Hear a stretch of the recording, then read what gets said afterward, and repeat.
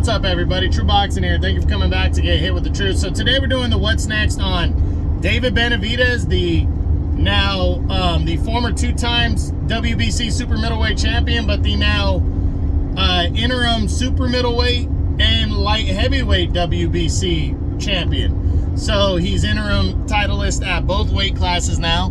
So we're gonna take a look at his what's next.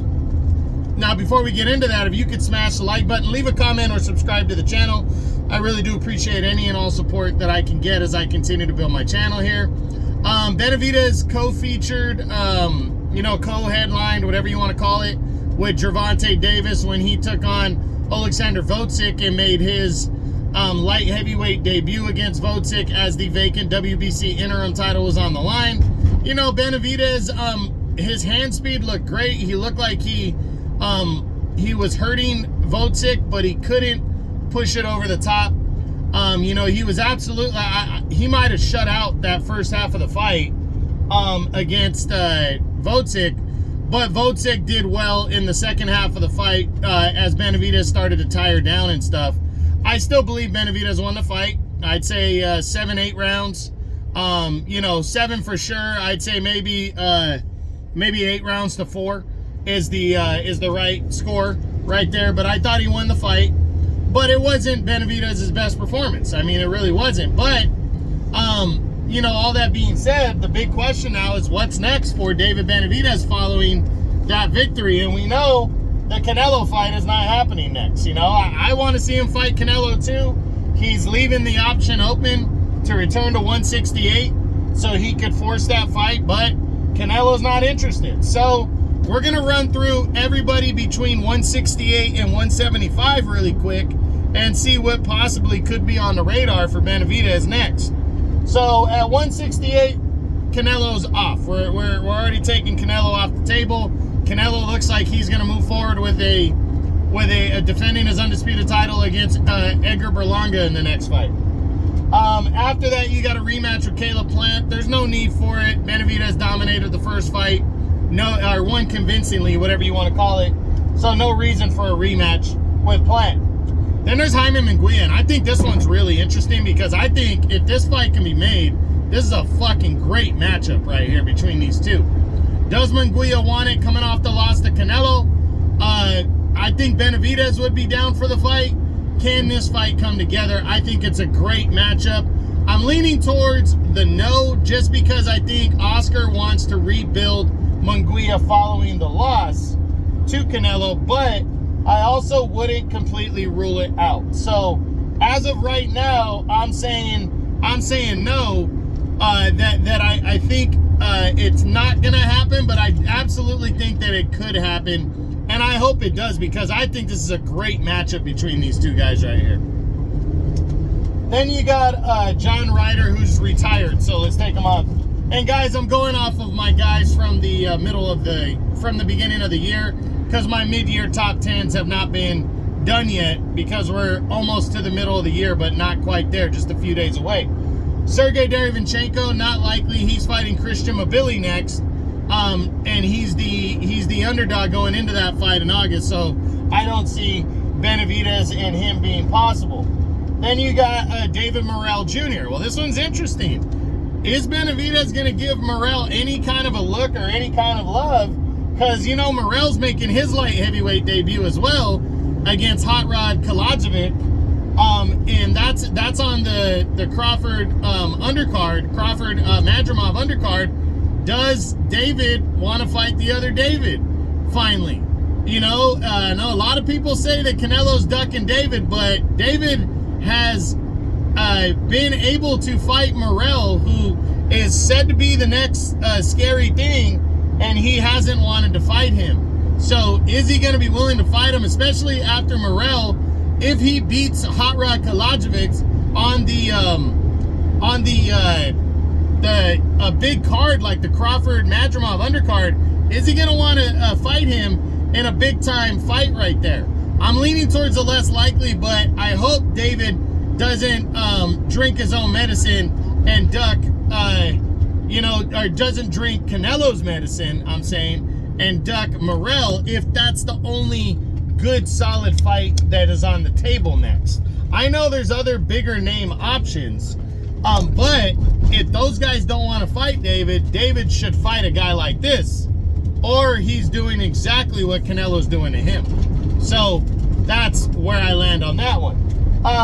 Then you got Demetrius Andrade in a rematch, not going to happen. Christian Mabili, he's with Top Rank, he's undefeated. I'd love to see the fight, but I don't think Bob Arum and Mabili's people want to bring a fight with Benavidez to the table in a cross-promotional fight just yet. I don't think they're there. I don't think that one happens next. Edgar Berlanga obviously is moving forward with a potential showdown with Canelo. Other guys, William Skull. I mean, if Benavidez wanted to continue to lock up, again, I'm all about a super mandatory. Why not Benavidez fight Skull? Get him out of the way. Then he becomes the IBF mandatory too. He can fully corner Canelo with every world title that Canelo has and force Canelo to start vacating. I think that makes a ton of sense, and I think Benavidez should look into it. And I think William Skull, who's never had a big fight, should look at Benavidez as a potential option as well. So we'll see. Then you got, Diego Pacheco's not going to fight Benavidez. Not next. He's still building himself. Vladimir Shishkin's an interesting option at 168 because he's highly rated in the IBF. So I could see this one happening if the IBF doesn't order William Skull and Shishkin for the IBF interim title to lock up the IBF title if Canelo doesn't fight them next. Then there's Eric Bazinian. I don't see Benavidez and Bazinian come together, although I'd like to see that fight. He's an undefeated Canadian on the rise, but for some reason I don't see him and Bazinian. McCrory already got beat by Berlanga. He's off the table. Uriel Hernandez, Rohan Murdoch got beat by Mabili. And Bektemir Melikuziev, I don't see any of those guys. Now, from 175 light heavyweight, Dimitri Bivol. Bivol's fighting Beterbiev. So let's say Beterbiev and Bivol right now. Bivol is fighting Beterbiev. If Canelo, after Berlanga, is not interested in fighting the new undisputed light heavyweight champion next, I really believe that Benavidez and Canelo has to not fight Benavidez either. So he'd have to ignore the winner of Bivol and Beterbiev, and he'd have to ignore Benavidez. If he does both of these, I think Benavidez could potentially fight the winner of Beterbiev and Bivol for the undisputed light heavyweight title. I really, really believe that. I think David's going to wait around to see what happens and see if those guys are interested in fighting him in early next year. And that's a huge fucking fight right there. So David has put himself in this position, and it's going to be very interesting to see if he fights one of those two guys. Then there's Callum Smith, not going to happen. Smith got dominated against Beterbiev. It doesn't make any sense for Benavidez. Now, I'm sure Callum Smith would want to take the fight, and maybe David would be like, hey, I'll fight fucking Callum Smith, but I don't think he will. So I just don't see him doing that. They got to cross the street to make the fight happen, and Smith is coming off of a TKO loss to Beterbiev. So maybe, but I'm leaning towards the less likely. Then there's Anthony Yard. This will be a fucking war right here between these two guys, but Yard is with Queensberry and Top Rank. I'm not sure him and Benavidez can come together, and it's also a risky fight for Benavidez because Yard has some fucking pop. He can hit, and if Benavidez gets caught and knocked out against a guy that's not in the PBC, that's a risky fight, so I don't see him taking it. Oleksandr Gvodzyk in a rematch. No need for a rematch. Benavidez won convincingly. I don't think there's a call for a rematch. Other guys at light heavy, Richard Rivera, I don't see that one. Mandatory challenger Michael Eifert for the IBF. Another one, again, if he wants to corner the new undisputed light heavyweight champion, Michael Eifert would be a good option, but I'm leaning towards the less likely. Joshua Buatsi, I don't see this one. Buatsi looks like he's lining up for Willie Hitchinson in a showdown. He is fighting Willie Hitchinson in a showdown on the Joshua Dubois undercard. So I don't see Benavidez in him. Dan Aziz is a no. Albert Ramirez, I don't see. And that's pretty much it. So for me, for Benavidez, it's not going to be Canelo. I really believe Jaime Munguia is a fight at 168 he should try to pursue if he can potentially get the fight. I'm not sure he can, though.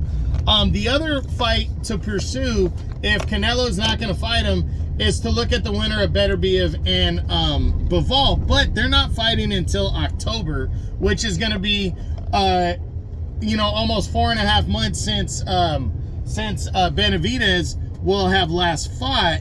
So will he want to wait around that long for the winner of the Undisputed title fight? He may or may not.